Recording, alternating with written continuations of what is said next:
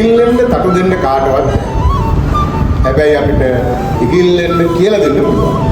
දැන් බලන්න ගිණුම් කරන්නේ එන සමහර ගනුදෙනු. ඒ බලන්න මේ ගනුදෙනු වල රුපියල් 40000ක බැංකු ණය වාරිකයක් කිරීම මේ රුපියල් 15000ක් ණය සඳහා පොලියක්. මේ කොහොමද අපි ගිණුම් ගන්න කරන්නේ?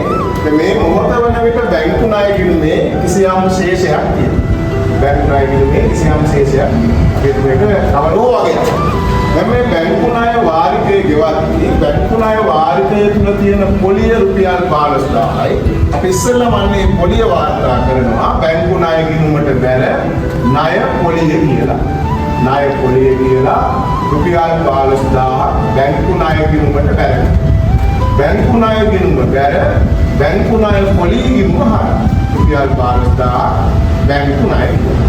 දැන් ඔන්න අපි වාරිකය ගෙවනවා වාරිකය 40000 වාරිකය තුල බැංකු ණයයි පොලියයි දෙකම තියෙනවා.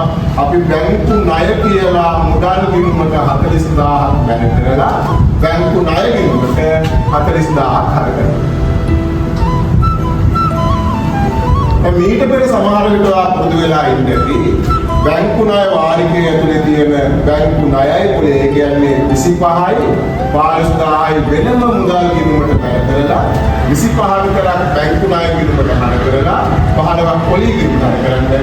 ඊට පස්සේ අපුරුදු වෙන්න බැංකු ණය වාරිකයේ සම්පූර්ණයෙන්ම මුදල් ගිණුම බැර බැංකු ණය ගිණුමට හර බැංකු ණය පොලිය බැංකු ණය පොලිය ගිණුමට බැංකු ණය ගිණුමට බැර බැංකු ණය පොලිය ගිණුමට හර.